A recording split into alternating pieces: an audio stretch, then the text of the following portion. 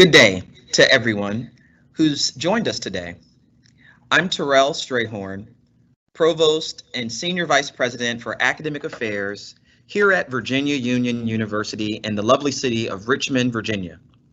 Virginia Union is one of the nation's premier urban research institutions with a strong liberal arts tradition.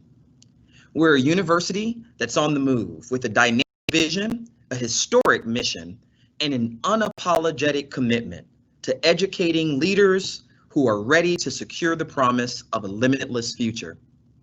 Today, you are joining us as part of our VUU Global and the Presidential Distinguished Lecture Series through the Center for the Study of HBCUs that I direct at the center. Before we get started with our special guests, I want to offer a couple of comments. First, on behalf of the center, thank you for joining us today. We're delighted to have Dr. Boykin Sanders, who is our new director of our inaugural Presidential Lecture Series. We are so excited as a university to launch VUU Global, which allows us to take the HBCU experience to the world. And I know listening today in the audience is our interim dean for VUU Global, Dr. Latrell Green. In a moment, I'm going to introduce our special guest, and then he's going to come in his own way and deliver his distinguished lecture. During that time, if you have questions, we invite you to use the Q&A dialog box that you see in the upper right-hand corner of your screen to log your questions, place them there, and the new research associate for the Center for the Study of HBCUs, Jordan Bonner, and our team will be observing the box throughout the lecture, and at the end we'll raise questions as time permits for Roland Martin to respond to. So please familiarize yourself with the Q&A box and then place your comments there. You can also use it to say hello and do a roll call and shout outs. I know we got a lot of members of Panther Nation, the HBCU community with us today. It's an exciting time here at Virginia Union University. And without further ado, it is my great pleasure to announce on behalf of our president, Dr. Hakeem J. Lucas, who is the executive director of the Center for the Study of HBCUs and really the brainchild, the Distinguished Lecture Series is his own brainchild. It's my great pleasure to introduce to some and to present to others our speaker after this short break.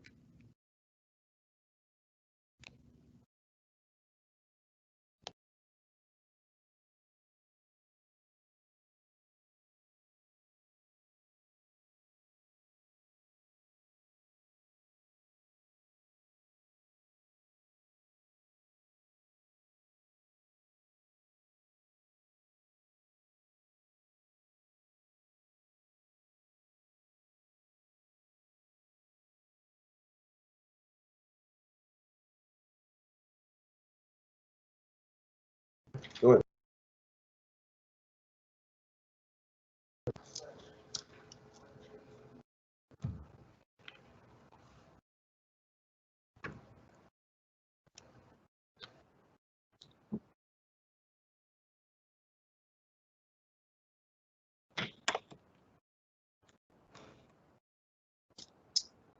All right, all right.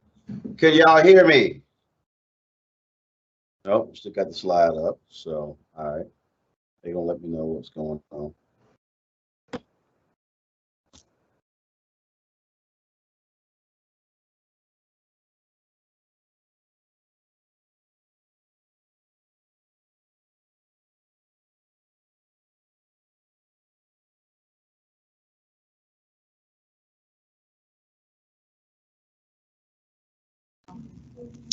Welcome back, and it's my great pleasure to introduce to some, present to others, our first distinguished lecturer, Roland Martin, journalist, columnist, and commentator. Roland Martin was born in Houston, Texas, Third Ward, the center of Houston's African American community. Everyone knows Roland Martin. We know that he's a renowned journalist.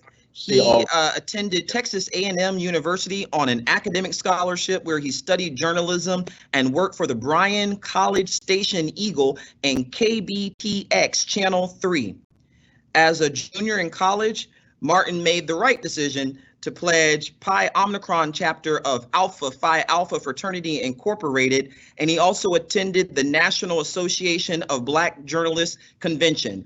He's a remarkable speaker, a talented commentator, a social analyst in his own right. It's my great pleasure to introduce Roland. Go ahead. All right, we good? Okay, am I up? Is everybody seeing me? Well, that's a way to check. You're live. We're actually live streaming. I can check the video stream myself. All right, folks. How's everyone doing with Virginia Union? Glad to have all of you here. So here's the deal, y'all. True. So this is all virtual, but I'm actually on campus. I know that sounds crazy, but I was in Raleigh, North Carolina. Reverend Dr. William Barber hit me up on Sunday. He said, "Hey, man, early voting has started. We got 5 Black people who are elected statewide. Can you come and do your show from Raleigh, North Carolina?" And so I said, absolutely. And so yesterday we stopped by North Carolina A&T in Greensboro, and we stopped by North Carolina Central in Durham. Then we went to, of course, the early voting location in Raleigh. And so this was at noon. And so I could have stayed in Raleigh to do this virtually. If I did that, I would not have been able to get to my show in time, because if I'm done at 1 or 1:30, it's a 4.5-hour drive. And so the campus was only 2.5 hours. So it really was right between. So it was 2.5 hours away from me. So I said, why not drive to Virginia Union, do the virtual, do this lecture, and then when I'm done, drive back to DC, or to be able to do Roland Martin Unfiltered live at 6 p.m. Eastern. So I'm glad to be here, glad to be back on campus. I've been here before. We actually did a project, included Virginia Union. I did a project for Active One and AT&T, where we focused on the great work that different HBCU professors were doing. And so again, so glad to be here. Let me share for Liquid Soul, my frat brother, as well, for reaching out to me, for making this possible. I would certainly want to thank everybody for making this possible. We're living in a completely virtual world, and it really is not foreign to me, because in my entire career, I have been focused on multimedia. What I mean by that is I went to Jack Yates High School, Magnet School of Communications. So since the age of 14, I've been doing media, television, newspaper, radio, and digital, frankly, is a combination of all of that. It's just simply a delivery system. And in my entire career, I've been doing all the different mediums. And so I remember we had a convergence workshop at Columbia University. It was when they first started even using the phrase media convergence. And I was the only person in the room who had already done all the different mediums. And so this is really where we are in terms of our media today, in terms of how they've all converged. And so what I want to be able to do is, want to bring me some water, please. What I want to be able to do, and literally, folks, I just got out of the car. So jumped out, driving right here. Can I grab me one of those waters, please? So I want to talk about the past, present, and future of Black media. And the reason this is important, and by the way, thank you very much. By the way, we're also live streaming this on all my platform as well. And see, that speaks to, I'm a little bit later, that speaks to the different world that we're living in and how we are to use digital technology in a completely different way here in 2020. And really, this is not the future of media. It's actually the present of media. And I believe that Black media is woefully unprepared for this moment, which means that Black media is very much going to be potentially deceased in the future. Let's be confronting right now and unpack that particular lecture. March 16, 1827, first Black newspaper, Freedom Journal, was created. You had Samuel Cornish, John Rushmore, the first two editors. Now, a lot of people often say that John Rushworm and Samuel Cornish were the owners of Freedom's Journal. That is incorrect.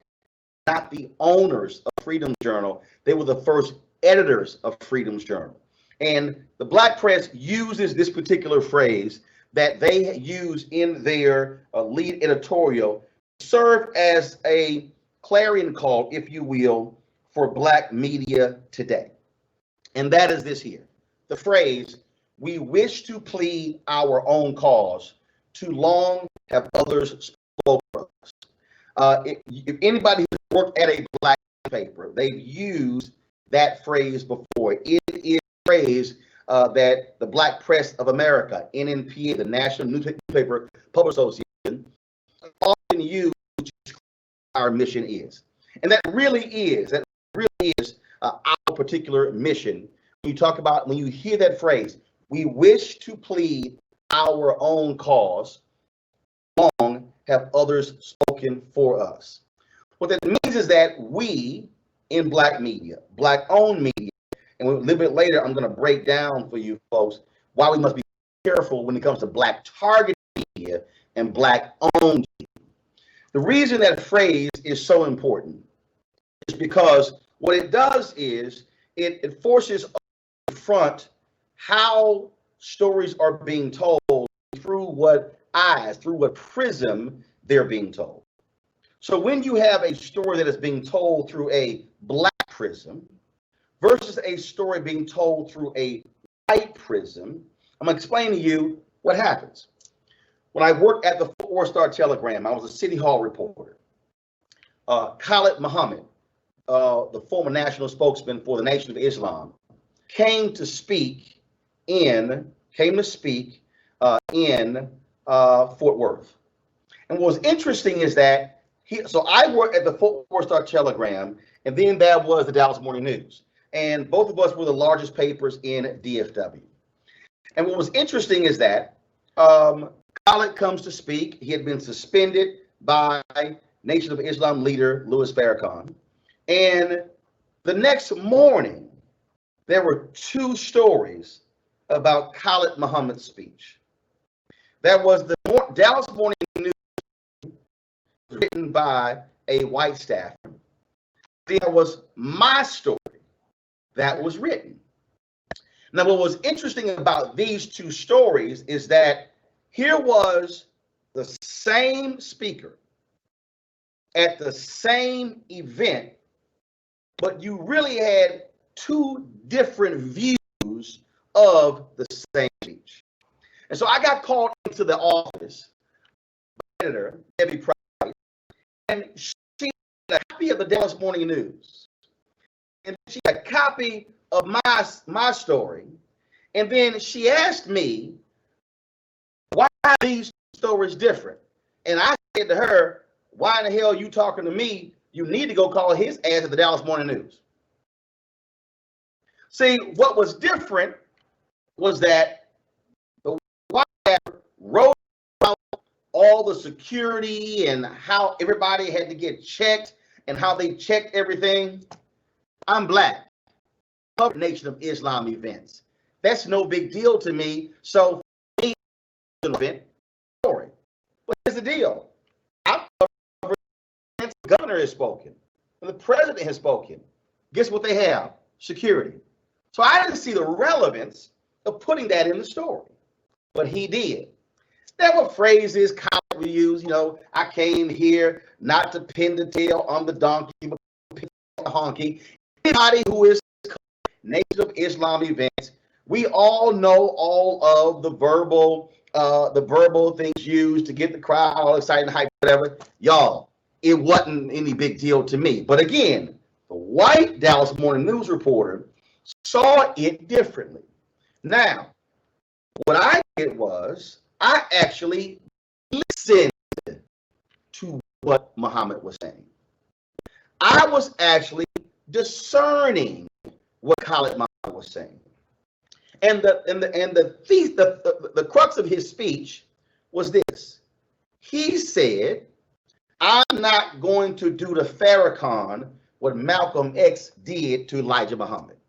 And so if you read these two stories, you would have come away with two different conclusions from the same story. Now, although the Fort Worth Star-Telegram is a daily newspaper, mainstream media, Disney, Cap Cities, ABC owned it at the time, that gives you an understanding of how a white reporter and a black reporter saw the exact same story totally different. That also describes black media. Because in our history, we look at the world differently because we wake up black every day. Now, some of y'all watching right now going, okay, I'm not really understanding. What do you mean you wake up black every day? I'm black and I wake up black. No, you can be black, but do you wake up black every day? Some of y'all right now are still confused. What the phrase means is that when you work in black media, you have a black media prism, which means what we cover and how we see things are different. When you've worked in mainstream media, you have been trained to think mainstream. You have been trained to think that's a story, that's not a story. You have been trained and conditioned to think that's important and that's not important. Because when you say mainstream media, really what you mean is white. I'm just being very honest. You can have all the multiculturalism in the world, but the reality is mainstream media is appealing to a white audience. That's what mainstream is. You don't believe me? Listen to folks have a conversation when they say, oh, these politicians, they are targeting black voters. They're targeting Latino voters. Then they say, then they're targeting rural voters. Huh? How did you carve out black voters? How did you carve out Latino voters? But then they're just voters. What they really mean is white. In this nation, white folks have never had to designate themselves as white. So when you say mainstream media, you really mean white. That's really what you mean. And so that's why you have the distinction. And for those who understand, so coming out of slavery, where people of African descent were enslaved, in the period of Jim Crow, we understood that we needed mediums that were telling our story as opposed to depending on somebody else. Freedom's Journal, 1827, another 40 years before slavery and civil war takes place and slavery ends, technically. They understood that we needed to be speaking to freed slaves or speaking to free black people in a much different way, because the stories that were being covered in mainstream were completely different. What we have to understand today is this. There was a time, for a long period of time, where when you were black and you got married, it was irrelevant to mainstream media. If you went to college and graduated, it was irrelevant. What black people did was irrelevant. It wasn't covered in daily newspapers all around the country. I mean, literally, black people weren't even mentioned. Black people weren't even shown. The things that black people did were completely non-existent to mainstream media. White folks did not care at all about black life. Yet black newspapers served as the vehicle that covered black people, that revealed the things that we were doing, that showed black people getting married, black folks passing away, black folks taking vacations, black people buying cars, black people buying homes, black people opening businesses. It really served as the conduit from one black person to the other, and it showed us in our humanity. So mainstream media showed us as evil, showed us as criminals, showed us as decadent, showed us as depraved, and then you had black media that showed us in our humanity. But the other value of black media is that black media also spoke a level of truth that was principled, that was undeniable, that was unfiltered from mainstream media. So here you have media writing about lynching, Ida B. Wells Barnett, being so truthful about lynching in America that white folks put a bounty out on her head, burned down the building where she worked. She was on the run around the country, seeking refuge because she dared to write the truth. I'm going to mention a number of books, and so y'all got to keep up. I'm not going to show them. If I was at home, I would just grab the book, but I'm not.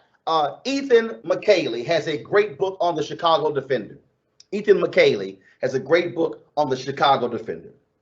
And in that book, he talks about, again, what stories were being covered and how they were being covered. He also relays this important thing. During World War II, the federal government under President Franklin Delano Roosevelt actually threatened to charge black newspapers with treason. Why? Because black newspapers like the Pittsburgh Courier and the Chicago Defender and others were writing about racism in the armed forces. The federal government of the United States of America, which was fighting fascism and was fighting Nazis in Germany, literally they threatened black newspapers saying, we will shut you down and put you in jail because how dare you write about racism in the armed services. They said, y'all are creating dissension among the troops, and we need everybody in America focused on beating the Nazis. Now I want y'all to let that marinate. America was saying, we don't want to hear y'all talking about racism. America was saying, we don't want to hear y'all telling the actual story of what black soldiers are going through all around the world. We want y'all to wave the flag and say America is wonderful. Because see, in America, they've always desired for black people to sit our blackness aside and then wear the American flag. For white America, they've never come to the conclusion that we can wear our blackness and the American flag at the same time and then call out what America has done while still being black, while still being patriotic, while still paying taxes, while still loving America. See, they don't understand that. That's why all these white folks never understood, could not comprehend Colin Kaepernick. What are you doing, taking a knee? It's America. How dare you? No, when we open the NFL game, we got to have the flyover. We got to have the halftime appreciation for the troops and the first responders. How dare you? How dare you take a knee and speak against police brutality while we white folks are trying to sit at home so y'all can entertain us? What they never understood was that every time one of those cops was beating somebody black and shooting somebody black, that was an American flag patch on their uniform. They were doing it under the color of law. So the black press has always shown America for who she really is.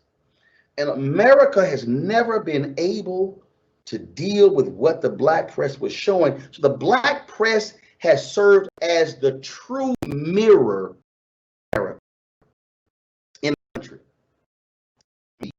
We say that the New York Times is the gold standard. All the news fit to print. Talk about Washington Post. We talk about the Wall Street Journal. Talk about the golden era under Otis Chandler of the LA Times, the Bingham family in Kentucky. You have the Cox sisters with the Atlanta Journal-Constitution. We can go on all these folks. But the reality is this here.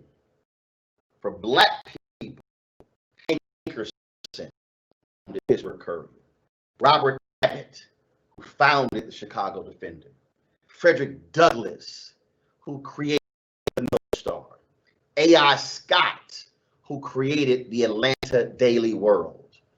You have under John Simstack, who took over the Chicago Defender after it was passed to him from Robert Abbott. He sends Louis Martin to Detroit to create the Michigan Chronicle. John H. Johnson, growing up in Arkansas, reading the Chicago Defender. Family moves to Chicago. He creates Negro Digest, then Jet Magazine, then Ebony. I can go on and on with other black newspapers all across the country. William Monroe Trotter challenging Woodrow Wilson in the White House. Woodrow Wilson, one of the greatest racists ever to sit in the Oval Office, gets so mad, how dare this Negro question me in the White House? Get the hell out. Woodrow Wilson literally throws William Monroe Trotter out of the White House. How dare you as a black man question me?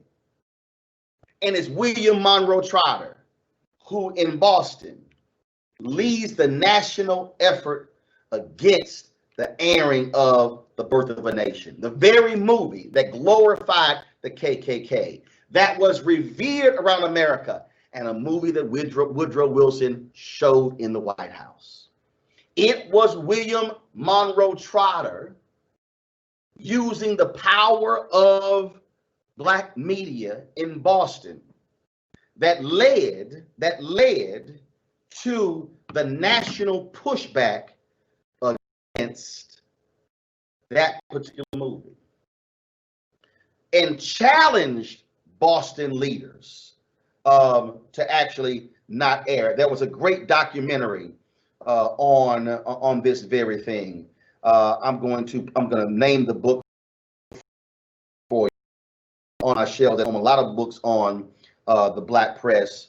So there are several books. There's a book called The Guardian of Boston, William Monroe Trotter, by Stephen Fox. There's another book called Black Radical, The Life and Times of William Monroe Trotter. That's another book that you want to get. And so PBS did a documentary on Trotter and his battles against Birth of a Nation.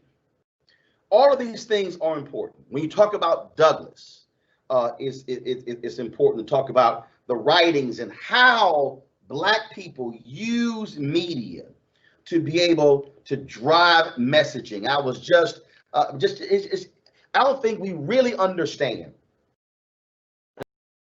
This is really the point.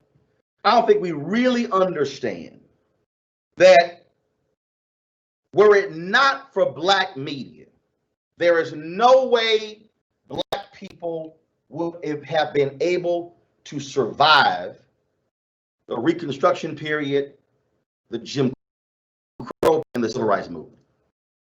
Let me say that again.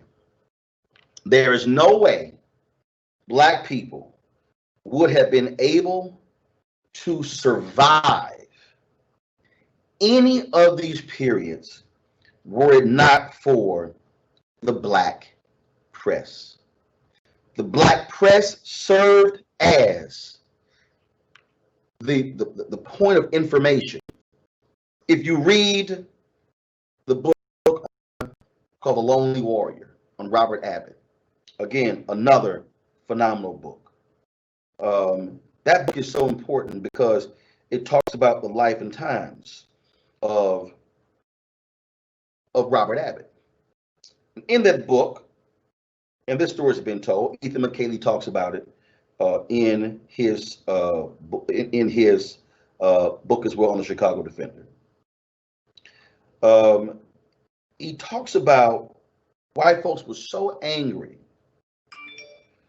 with black newspapers, the Chicago Defender. What they did was, y'all, they literally outlawed the Chicago Defender from being sold down south. So what Abbott did was he got with the Pullman car porters. And what he did was what they would do is they would put the Defender on the trains, and the Pullman car porters would hide the paper. And then before they would get to a town, the Pullman car porters would toss the paper off the back of the train, and little black boys would then run and grab the papers and then bring them into town and then sell and disseminate them to black folks all around town.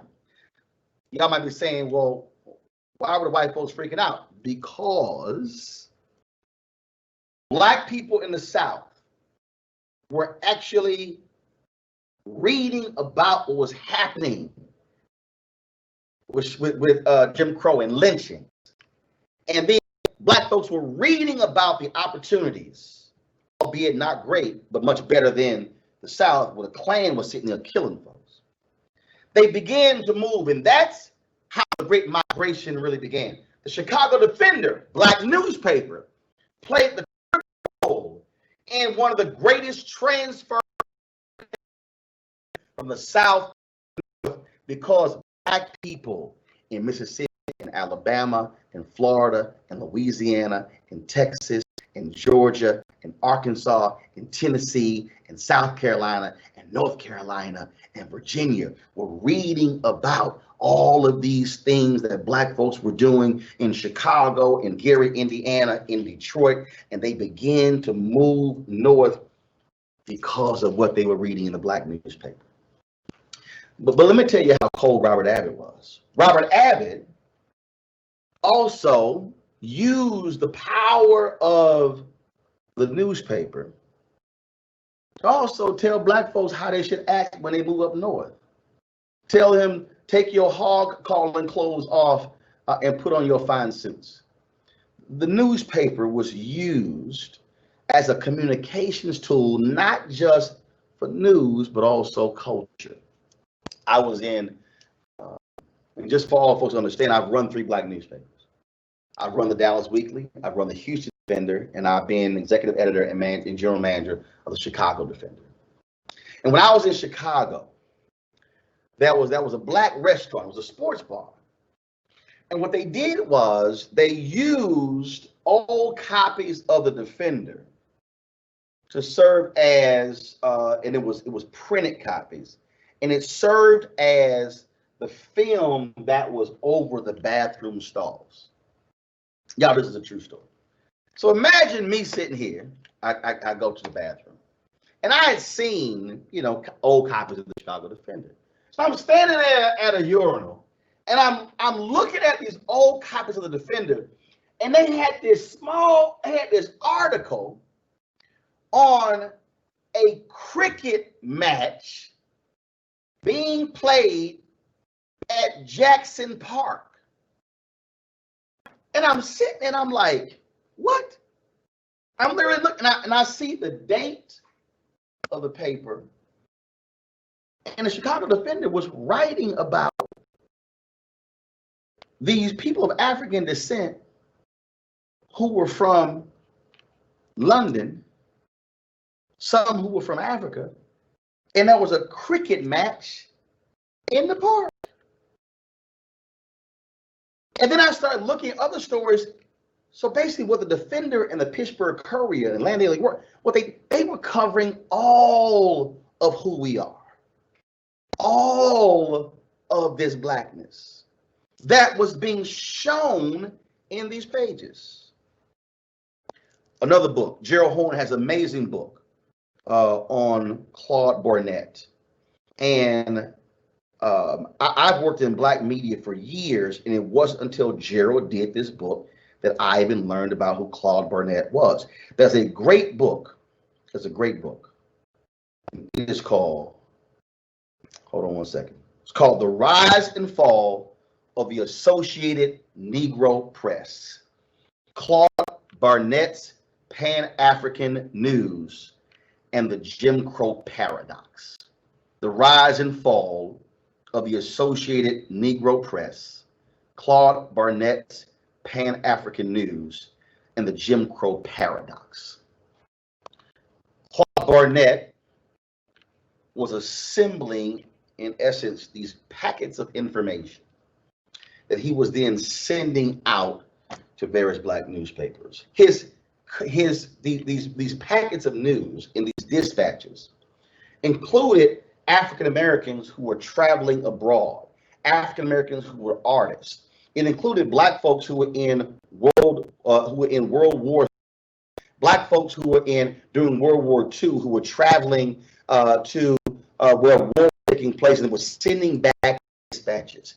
There were African Americans. There were people who were in Moscow, who were in Russia, folks who were in Europe, who were in Italy, and they were sending these reports back, not in the New York Times, not in the Washington Post, not in any of these mainstream papers, but through Claude Barnett's Pan-African News, the Associated Negro Press. And then he had a connection to all these African nations. Now, here's the deal. He wasn't making any money from this. He was really making his money by his relationships and business deals with African nations like Ghana and others.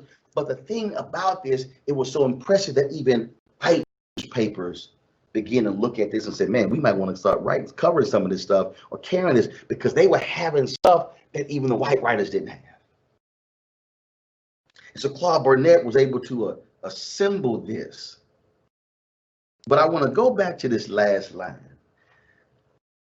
Claude Barnett's Pan-African News and the Jim Crow Paradox.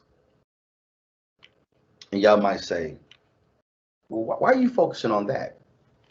Because it's the Jim Crow Paradox part. Black newspapers, the black press, were the ones who issued the clarion call to beat back Jim Crow. In the Chicago Defender, Robert Abbott listed the mission, the things they wanted to attack. And every time they achieved one of those, they would remove one of those planks and they might add another one. But here's the problem. As Gerald Horne writes, for every success of the black press, it actually ended up being the demise of the black press. I need y'all to hear me clearly. For every success of the black press in highlighting, in exposing racism, discrimination, and Jim Crow, it then also led to its own demise. The black press covered the Negro Leagues extensively. But Major League Baseball would not let black folks even in the press boxes. Black folks were excited, rightfully, when Jackie Robinson was signed by the Brooklyn Dodgers. But I need y'all to listen to the words I'm using. The black press was, excuse me, it was the Negro leagues and the major leagues. I need y'all to listen to this very clearly. Negro leagues, major leagues. What white people were saying, this is the major leagues. This is professional baseball.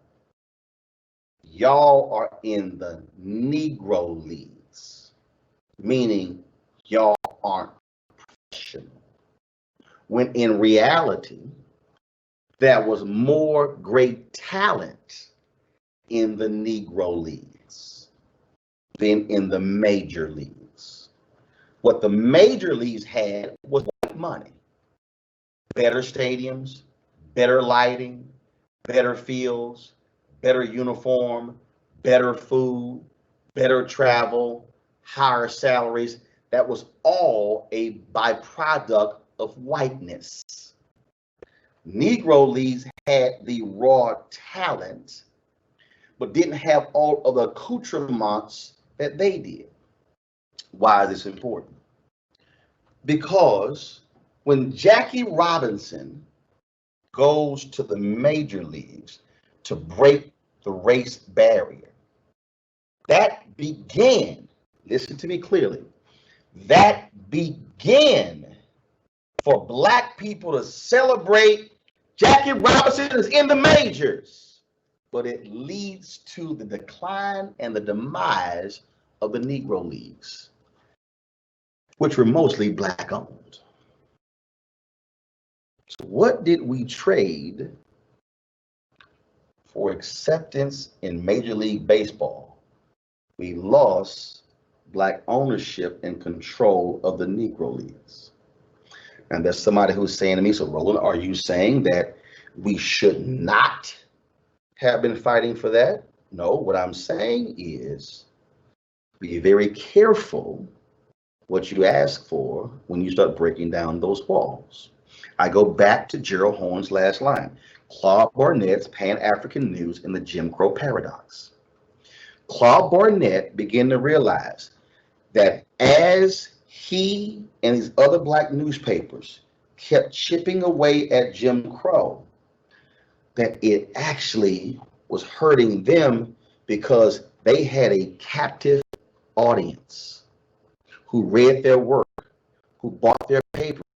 Robert Abbott was driving a Rolls Royce. Robert Abbott, the founder of the Chicago Defender, was a multimillionaire. He would wear his top hat and cane and ride around Chicago in his Rolls Royce because black people made him rich. But what happened? The black coverage began all of a sudden as black newspapers hitting all these issues. All of a sudden, white newspapers begin to pay attention. Civil rights movement begins to happen. Now, all of a sudden, they know, remember, Chicago Defenders, 1905. Here's what happened. They would print, oh, yeah, fine, we cover y'all. Sure, New York Times, they might cover Adam Clayton Powell, some other stuff in the 30s and 40s. But stuff really doesn't heat up until 1954, Brown versus Board of Education. Then Emmett Till gets killed August 28, 1955. And the Montgomery bus boycott begins December 1955. All of this is being covered by black media. Y'all do understand that writers for the Chicago Defender and the Michigan Tri-State Defender helped in actually locating witnesses who had fled Mississippi. One of the reporters, drew a witness under the cover of night back to Mississippi to testify in the case of Emmett Till. Black newspapers did that. It also won another great book. This brother here was on the front lines of it. His name is Simeon Booker. For many people, for 50 years, he was the Washington bureau chief for Jet Magazine, but he has a book called Conscience, a reporter's account of the civil rights movement. Simeon Booker was one of those people.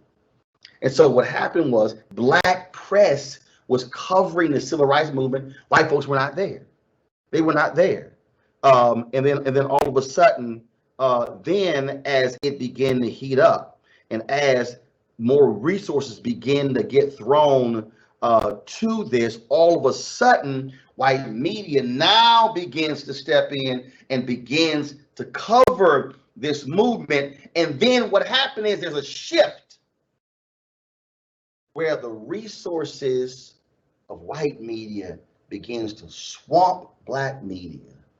And then all of a sudden, listen to me, even those civil rights leaders begin to see, oh, CBS is bigger. There was no black network. There was no black TV network. So now we can now reach the country and the world. So you got CBS and ABC and NBC, and now Newsweek is here, and now Time Magazine is here. And all of a sudden, black leadership now begins to also, and they still included black media, but they were also playing to white media. But here's also what happened.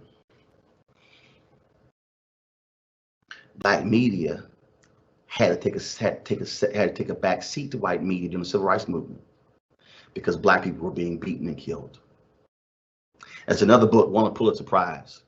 It's by Gene Roberts and Hank Kliblanoff.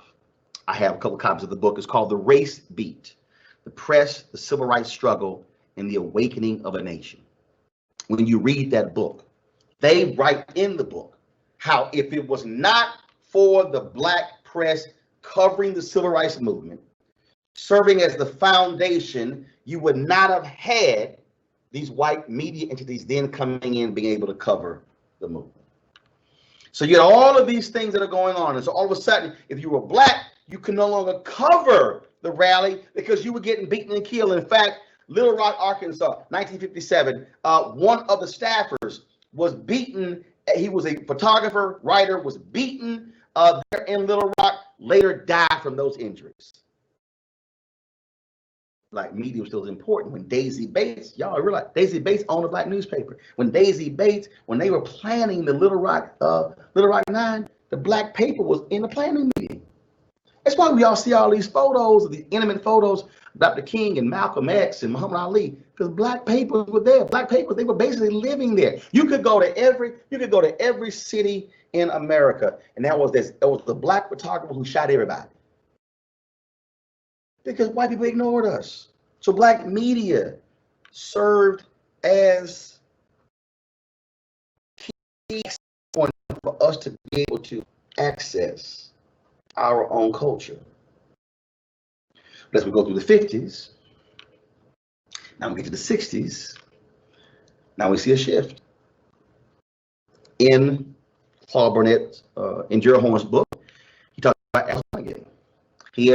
Where Alex Dunnigan was angry that she was getting paid pennies by Claude Barnett and how she could not afford. And what happened? He didn't see a need, so therefore he decided not to pay her. And so Alice left, got a job elsewhere. I got this book as well. Get this, called Alone Atop the Hill, the autobiography of Alice Dunnigan, pioneer of the National Black Press. Alice Dunnigan was sitting here writing these stories. But Alice Dunnigan was like, I can't live for this. I'm gonna have to leave the business. I can't earn this. So what happened? White media had more money. Same as the Negro Leagues. Better resources, better travel, better money. You black, you got a skill set, you want to make more. So what happened? You begin to have an exodus. Before, the only place a lot of these black folks could work were in black newspapers. White newspapers simply were not hiring them. But it began to change in the late 50s and now early 60s. And now you begin to see more and more black folks who could only work at black newspapers begin to make the shift. You had amazing black journalists, Ethel Payne, Chicago Defender, Chuck Stone, Lerone Bennett was there at Ebony and Jet, Ted Poston, I can go on and on and on. Mal Good was the first African-American correspondent for a major network at ABC in the 60s. Come along.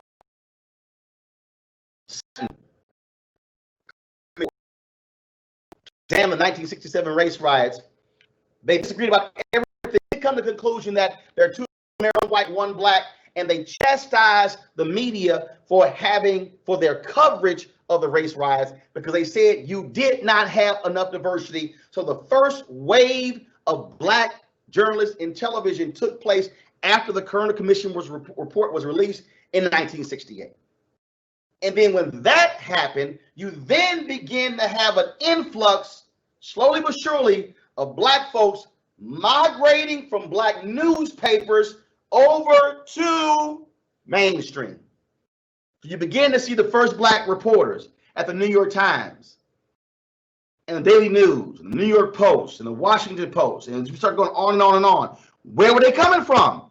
Black newspapers. Problem was that Black newspapers were now caught in a conundrum because they could not afford, they were not getting the same advertising dollars then and now as white media. They could not afford to pay competitive salaries.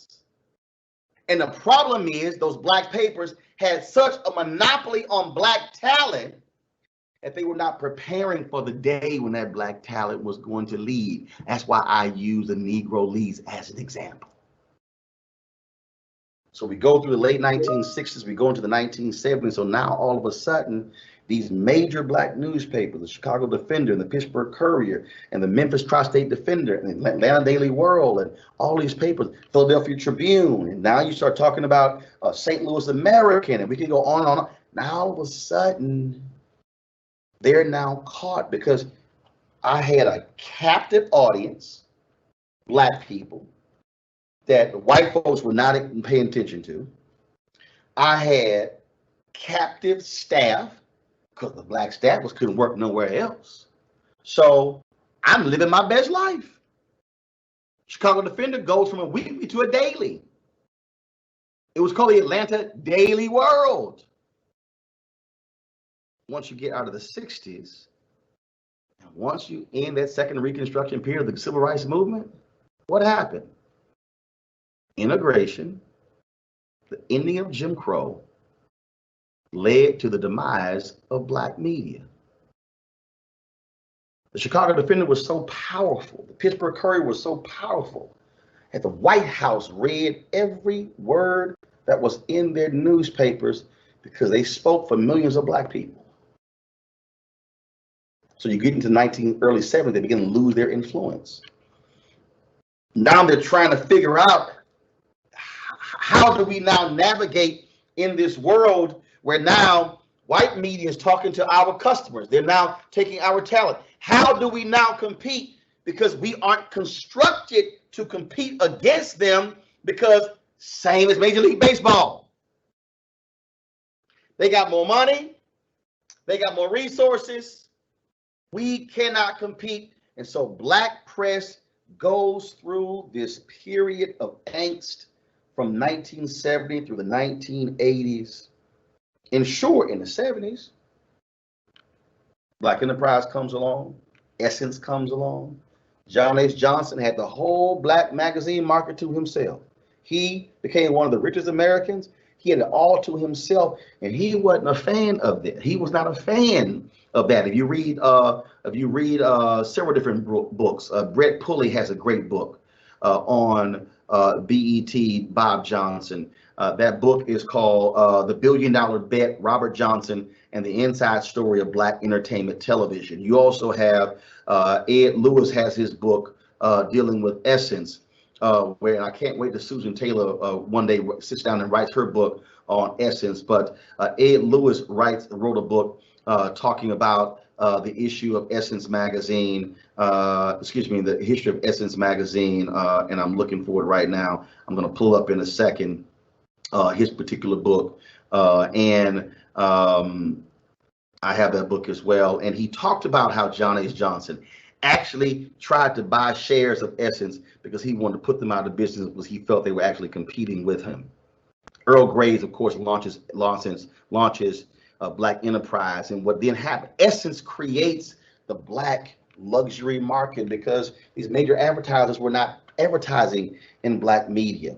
John H. Johnson with Ebony Magazine forced major companies to respect the black consumer. There are often times when those folks went on calls together because they were using the power of black media. And so what ends up happening is we now have black magazines, but we don't have a full black media. You don't get your first black network. You had, of course, you had some black radio networks were launched, American Urban Radio Network and others. You had some black-owned radio stations that were not plentiful, but they begin to be there as well. Then you get into the 1980s and you had BET that launches.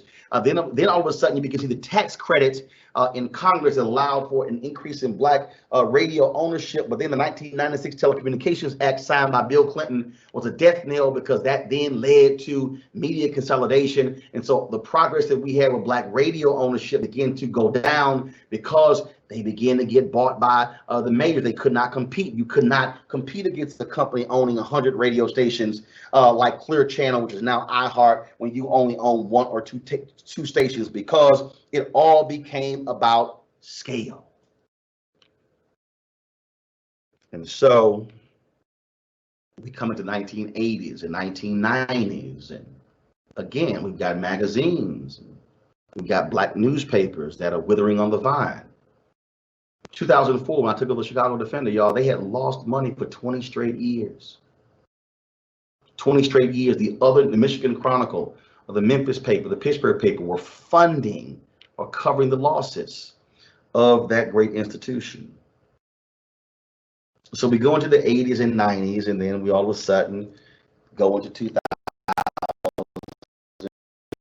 and go again. Roland launches BlackAmericaWeb.com, and of course he indicated.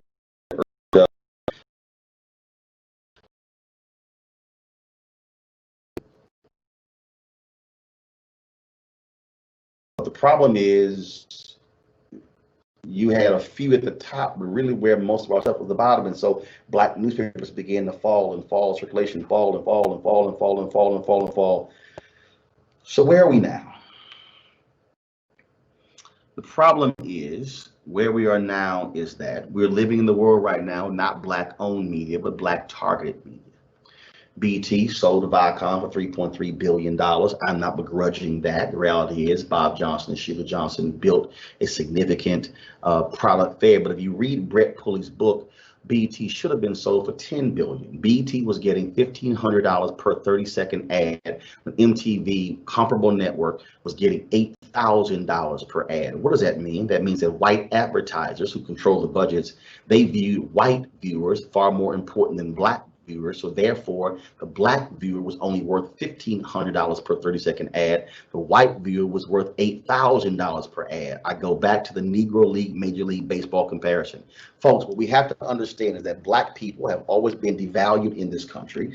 Black people have always been marginalized in this country, and it shows up in the ad dollars. Why does that matter? It matters because if you devalue the black consumer, that means that you're paying black media less money than other folks. So therefore, black media has no ability to actually create capacity and get larger and bigger, which means that you will never see a black media outlet that can compete against a New York Times, because we don't get to have the same resources as a New York Times. We have the same talent. We have the same experience. I go back Negro Leagues in baseball. It comes down to the money.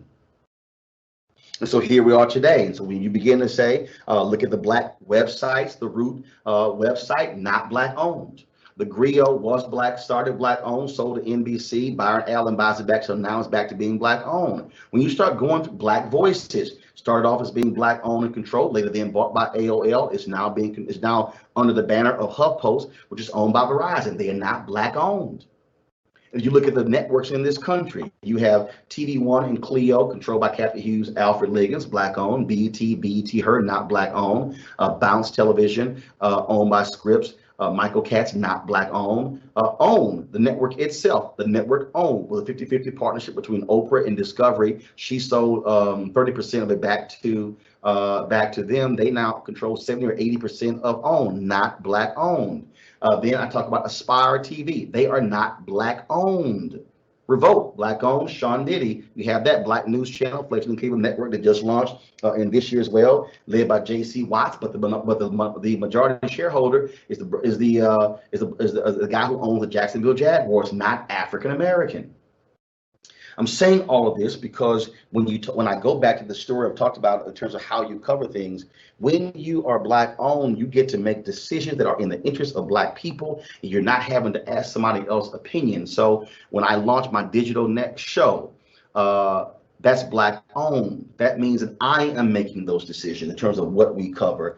I am not having someone who doesn't look like us saying, no, we're not going to cover that, or we're going to focus on this. No, I get to decide what it is that we cover. Why am I so concerned? I am so concerned about where we're going in the future, because we are 23 years away from a nation becoming a majority of people of color. Whites will make up 47% of America in 2043. Latinos, African Americans, and Asians and Native Americans will comprise the other 53%. And I believe that what Black people are doing in 2020 is the exact same thing that Black people did when Jackie Robinson went into the major leagues. We didn't know how to do two things at one time. We celebrate Joy Ann Reid getting a prime show on MSNBC. Absolutely. We celebrate Don Lemon having a prime show on CNN, but do understand Joy Ann Reid and Don Lemon do not control and own those shows. They have to ask somebody else. So here we are saying, sure, you got Black hosts, but do you have Black control? Can a Joy Ann Reid or a Don Lemon say, I'm going to do a 5-part series on HBCUs and not have to ask somebody? Can Black hosts on mainstream television, and let me be real clear, I'm not begrudging any of them.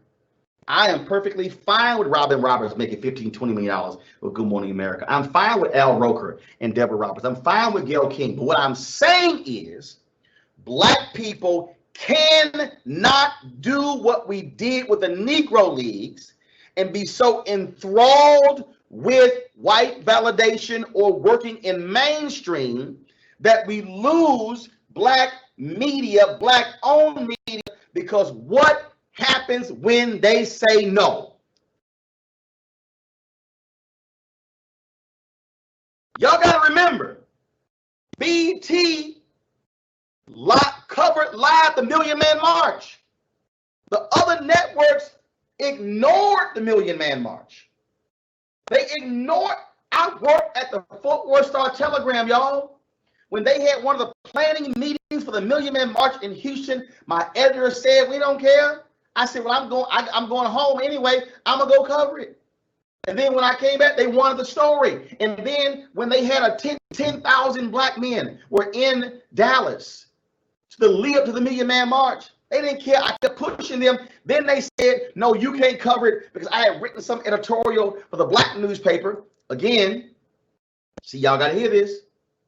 When I worked at the Fort Worth Star-Telegram, I asked them, I wanted to write some opinion pieces. The editor said, no, we weren't interested. I said, fine. I then started writing for the Houston Defender, where I had worked 1990. New editor comes in. I mentioned my column. She said, what column? I said, well, I write for the Black newspaper. She said, well, can I see them? She said, why aren't they? I said, because they said no. She told them, what the hell wrong with y'all? He's good. They start running the columns. Some of y'all just missed that. I knew I had a voice. White editors at the mainstream paper said no. Where was I able to write and use my voice? In the Houston Defender. And what happened? They saw what I was writing in the Houston Defender and said, we need to be running these pieces in our paper. I said, fine. They weren't always going to tell me no, but it was the Black paper that told me yes. Which is why when y'all and y'all are seeing David Swirling and Michael Singleton and Paris Denard and Paul Butler, and when you're seeing Monique Presley and Yodeep Tewelde and Scott Bolden, and I can go on and on, when you're seeing Laura Coates host specials on CNN. Ask the question, where did she first host any shows? And that was on TV One's News One Now when I was out. I can name you 30 people who you see frequently on these networks who I put on television first, because I understood by having a platform that I controlled, I can create an opportunity for folk who otherwise would not get it on the cable networks. Y'all, that's what Black media has always done. Black media has always created the space to cover news and issues of interest to Black people that they knew were going to get ignored by others. But the problem is Black people also have been so desperate for white validation. Oh, if only they could cover us. I'm telling y'all, I've experienced this. I've experienced it from Black politicians, from HBCUs, from Black CEOs, where it's like, yeah, Roland, we can talk to you, but if they call, if the Post call, if ABC calls, if CNN calls, as opposed to saying, I'm going to give you the same respect in Black media that I'm going to give white media, and I'm not going to say I prefer them over you. True story. Ran the Houston Defender. The mayor of Houston. Mayor of Houston, Lee Brown, goes to Africa. Goes South Africa. Lee Brown goes South Africa. Comes back. Took 4 police officers with a whole, and then they spent like $75,000. So then I get a phone call. Hey, Roland, this is the communications. It was the chief of staff or the communications director. Hey, we would love to come by with Mayor Brown to talk about the trip, talk about what went on, and talk about all these different things. We'd love to do that. What time can we set? And I said, you done? He said, yeah, this is a true story, y'all. I said, fuck Lee Brown. Now, mind you, Lee Brown's an alpha. I'm an alpha. Why did I tell him that? I said, how in the hell y'all gonna call me, the top Black paper, after he comes back from South Africa? After he's getting his ass kicked, so now y'all want to come to me to bail his ass out when you should have called me before you went to South Africa. I said, so here's what I'm gonna do. I'm gonna kick his ass in the paper this week. And I was doing a local television station, public affairs. I said, I'm gonna kick his ass on TV on Sunday, and then y'all gonna learn not to disrespect Black media. Then I hung up. What we have to understand, folks, is the situation that we're in right now is you got to study also what Black media is doing today. I'm telling y'all right now, I have grave concerns for what I'm seeing, because what I'm not seeing is I'm not seeing Black-owned media today doing original reporting. I'm seeing aggregation. I'm seeing them written by white media, rewriting it, putting their so-and-so staff report on it. They're not making individual calls. They're not actually creating relationships with Black with HBCUs and Black CEOs and Black politicians. What they're doing is reporting what somebody else reports. That's not how we tell our story. And we are on the path to where we are going to be asking somebody else to tell our story. And we're going to be in the same situation, because let me take this back to baseball.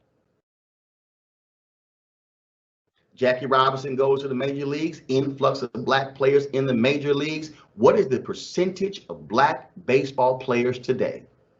Less than 7%. If you completely give up your own infrastructure, you're going to be at the behest of somebody else. You're going to be asking somebody else, can I? And then what happens when they say no? What happens when they say, yeah, that Virginia Union announcement isn't really that big? Who's going to know about it? What happens when they say, yeah, you got a nice business, but you're too small? We only cover companies doing $100 million a year. Well, what happens when they say, yeah, you're an activist, but you're not a well-known activist? So we're not going to run your opinion piece. Folks, our future cannot be determined by us hoping and praying somebody else covers us fairly. Have got to ensure in the future that if we truly want Black folks to be covered fairly, we have got to invest in and support our own, which means we have to have Black folks who are working in corporate America challenging their companies, saying how much money is going to Black-owned media. We've got to be challenging political campaigns. How much money are you spending with Black-owned media? We've got to be telling Black politicians, Black CEOs and others, don't you dare make folk second rate and ignore them. Last point I make is this here. And I need to correct a whole lot of y'all. Folks said, oh, Roland, you talking Black because you left CNN. Let me help y'all out.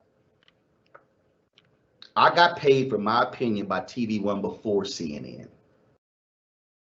Jonathan Rogers said your voice matters. I joined TV One in 2005. I didn't join CNN until 2007. CNN wanted me to leave TV One. When I joined CNN, I was still with TV One. I was with WVON Radio, Black-owned radio in Chicago. I had a meeting in 2009 after our election, and I was out. Boy, the numbers were off the chart, and they saw the research. They saw my impact on viewership. I had a meeting with John Klein, a lunch meeting, and John Klein said, when are you going to be done? Because I since left WVON Radio with Tom Joyner Morning Show. He said, when are you going to be done with all this TV One and Tom Joyner Morning Show? And I said, when are you going to give me a daily show? Y'all think I'm going to give up all this on the hope of a promise? No, hell no. And then I said, then I might consider it. Show y'all power of Black media. Winnie Mandela came to Birmingham. They couldn't find anybody to interview her. They asked me, they said, Roland, can you come to Birmingham interview her? Sure.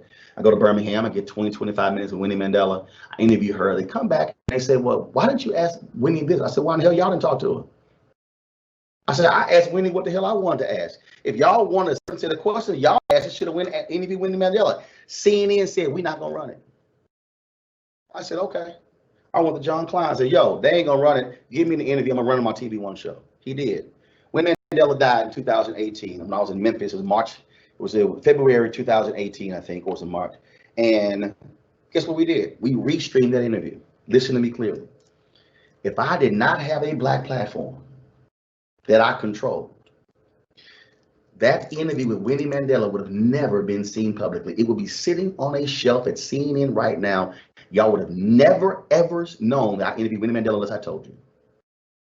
But because that was a Black platform, TV One, Alfred Hughes, Kathy Liggins owned it. I was host managing editor, controlled it. I controlled the content. That's how it aired. My deal was up, CNN was up in 2013. I still had Tom Joyner, still had TV One, launched a daily show. What I'm trying to get y'all to understand is that that's a perfect example.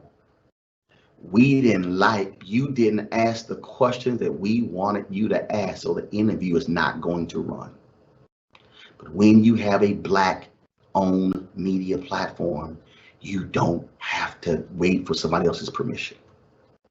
So by launching Roland Martin Unfiltered, this is about creating an entity that is about covering us, that is about being able to amplify our messages, that is about being able to hire Black people. It's about being able to cultivate Black talent, which is why we are now taking this thing from a single show to actually launching, and I'll unveil it later, I already have the name and everything, a Black News and Information Digital Network. Because we will not be able to survive as a people if we are asking somebody else to control our story. You must be challenging Black-owned media right now, and you got to have discernment was Black targeted and Black-owned. Because see, Complex, that ain't Black-owned. Guess what Complex is getting? Black dollars. Y'all didn't hear me. Complex. So every time y'all reading Complex and y'all sharing Complex stuff, Complex is sucking up money for Black people because they say they're Black targeted. They're the largest Black targeted media. Money ain't going to Black people. It's going to mainstream media companies. Y'all better recognize the difference. The opportunity is here. We can do two things at one time. We can watch Robin Roberts, support Black media. We can watch Black people who are on CNN, MSNBC, other networks, also support Black-owned media.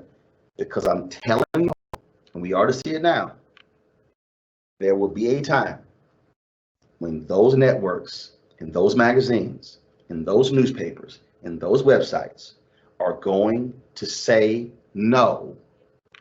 And y'all going to be saying, well, damn, there's nobody left who is going to say yes. We cannot allow that to happen. Virginia Union, thanks a lot.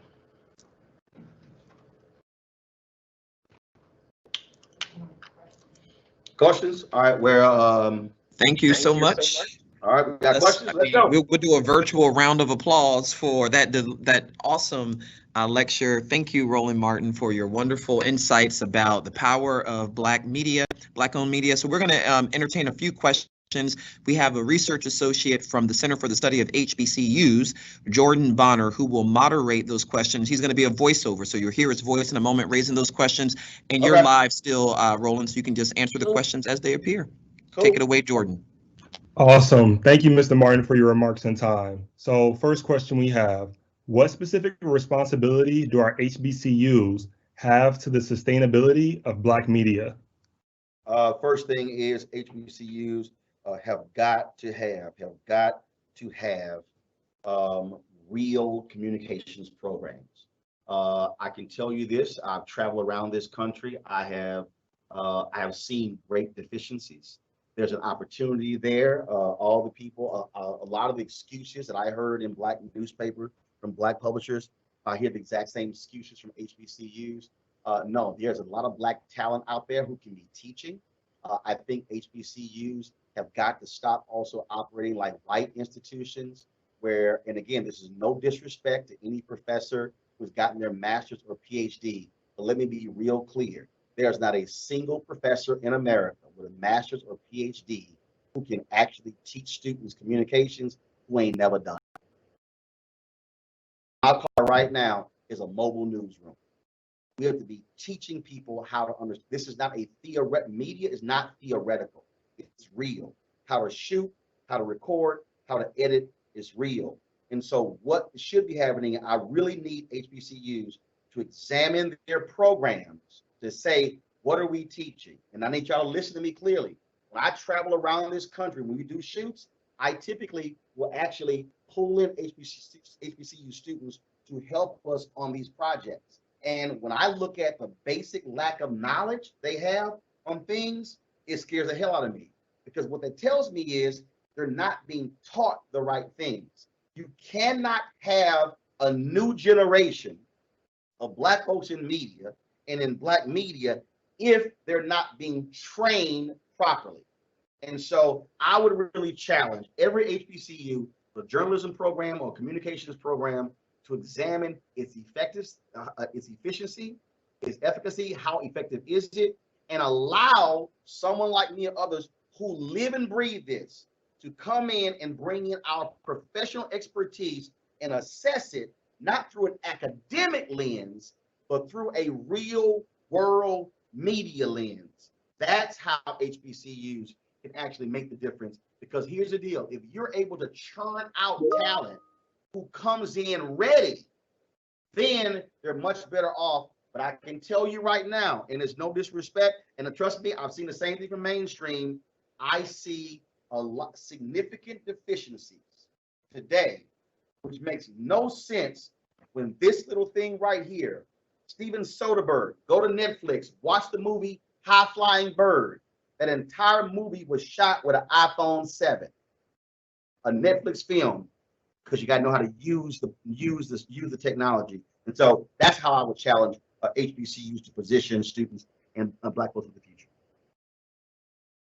Thank you for those remarks. Could you also speak to the importance of HBCU students studying communications to join the National Association for Black Journalists? Well, it's important because that's where, look, I'm vice president of digital. We're the largest minority journalism organization in the world. That's where you get to meet and connect with folks. That's where you can be able to hone your skill set with the resources that we offer as well. Look, you have to be able to align with entities for you to extend your knowledge. The stuff that you're learning in school is great, it's fine, it's wonderful. I'm gonna be honest with you, it's gonna last that long for you in the real world. You need to be able to connect with folks who are out there, networking with people, learning from them. The reason I became a great negotiator because I sat and listened to our elder journalists talk about their own negotiations. And so I heard things that they went through and began to apply that when I came into the profession. So look, I've been a member of NABJ since 1989. This is my 31st year. And so it has been invaluable to my career. And so I encourage anyone to do so. But you've got to absolutely go outside of your circle, and you got to grab it. You got to build. I can't tell you how important it is where you build knowledge and you build skill set and you learn all the different things. And look, I'll be 52 years old next month. I am constantly learning. I am constantly learning new things. Look, I got Gen Z who are like, damn, we can't keep up with you because it's a constant state of knowledge, a pursuit of knowledge to understand how our world is changing, and that's where we have to be. Awesome, awesome. Kind of a follow-up to that. How can the media with HBCU contributions be used as an instrument to empower Black youth and future generations? I know you talked about HBCUs making sure they have more efficient and just better communication programs. So what would you say, in regards to that? Well, look, we're living now in a digital world, so here's the deal. Stop asking them. Stop asking them. Here's the piece. I've actually. So again, like I say, I've traveled. I've spoken at more than. I've done 19 commencements, 17 HBCUs. I've spoken at probably 55 or 60. And here's what is crazy. Right now, we're live streaming this speech on my YouTube channel, Facebook channel. I don't understand why every agency is not using their social media platforms the exact same. COVID has forced folks to go virtual. But do you understand how many other events that go on virtual? But here's the other deal. Not throwing this out. You say want to impact you. The perfect example. 2 years now, I have a daily digital show. I've said this before, and I had some other Black folks get mad at me, digest some other food. I really don't. But I'm a six, I don't care. Because it's real. I rarely, when I say rarely, I'm talking about a few schools, reach out to want to their expert professionals on the show talking public policy, talk about the election. If you are an HBCU with a political science department, you should be saying who are the top political science voices that we have in our department, and why aren't we getting them on Black radio, on digital shows, out there talking about what's happening right now? You don't wait for somebody to call you. Every HBCU should have a Skype credit. Please think about it now. Setting up a Skype studio to have a clear connection, great backdrop, great camera. That way, hey, network with somebody, we got it. Now, no, we don't have the same.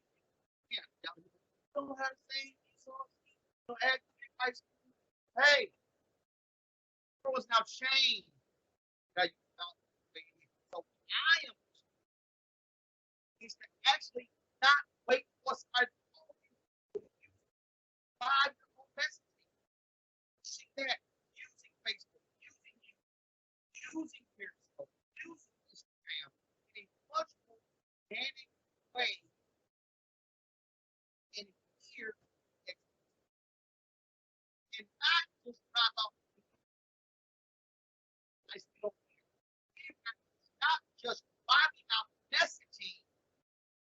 bands and fraternity and sororities and was kept from the yard.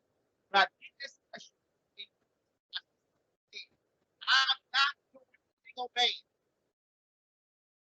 Black people around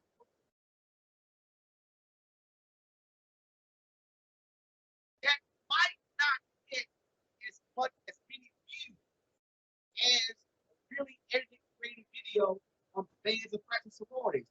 But value is that to me is where a lot of people every president. So they say this.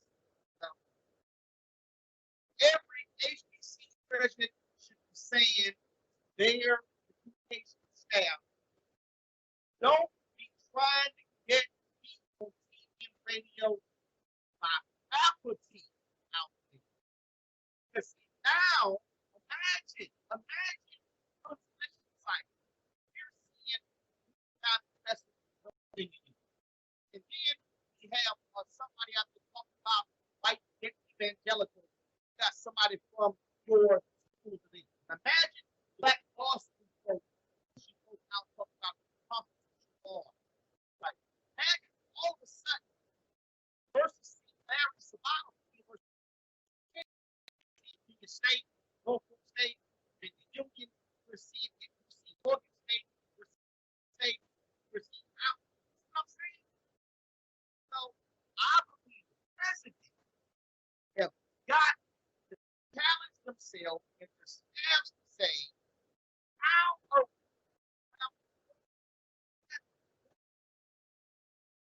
how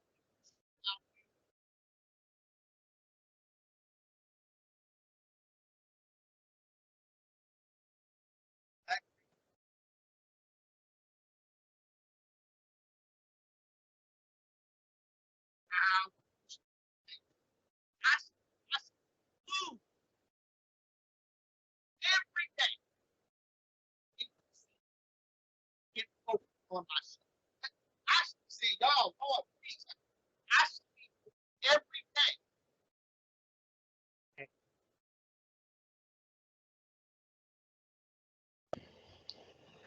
Mr. Martin, we're just having some technical difficulties. Would you mind just speaking a little bit closer to the mic for our last question? I speak loud. That ain't me. I guarantee you. I never had an issue with projecting. I appreciate it. We just have one last question. So how can HBCUs connect with and engage Black-owned media to tell the HBCU story better? First of all, what's the HBCU story? See, before you connect with somebody, you got to actually articulate what it is you're actually trying to do.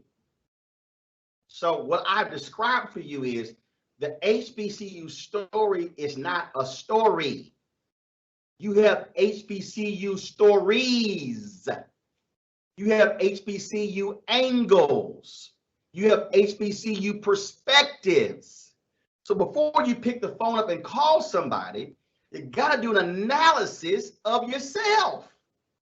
So Virginia Union should say, who are our top 10 experts and what's their subject matter? Okay. Then go to them and say, look, because look, everybody ain't trying to do media. Some folks just want to do research. They don't want to do nothing. But then say, what are you willing to do? Now, avail themselves of that. I'm doing 8 hours of election night coverage.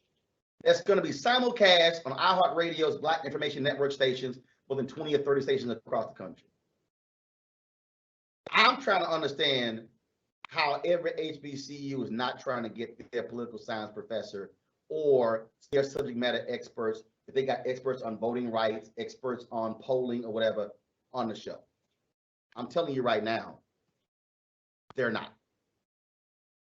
So you got to first analyze, what story am I telling? What's my internal story? What really is it? What am I trying to project? And so then you got to realize everything is not about also, well, it's going to make the campus look good. No. Listen, it's about the information. If I've got a Virginia Union professor making frequent media appearances with a Virginia Union backdrop and Virginia Union in the Chiron, that's a level of branding you can't purchase. See what I'm saying? You're thinking totally different. That's what I'm trying to get you to do. So once you do that, now when you go to media, you now gotta break it down. What are the Black newspapers? What are the Black media outlets in Virginia? What are the Black media outlets in the region? What are the Black outlets nationally? Then you got to say, okay, let me examine our students. Where are our students coming from? If all of a sudden I've got a significant number of students coming from Chicago or coming from Houston, I want to make sure that I'm communicating with Black media in Chicago, Black media in Houston. You got to have a plan of action that you have to put the work in before you connect with the Black media. Here's what happens too much. Folk connect me, and then I now got to work, well, this, that, and the other, because they haven't gone through all of that. And so that's really where I think HBCUs should be, and really focus on that and the opportunity and understanding. I don't do lots of stories on universities. I don't. What I do is I cover the news, and I can integrate expert voices into my coverage to serve as a panelist or a subject matter expert, which still serves as the same purpose of telling your story, because now your experts are being represented. So every time Greg Carr, here's the deal.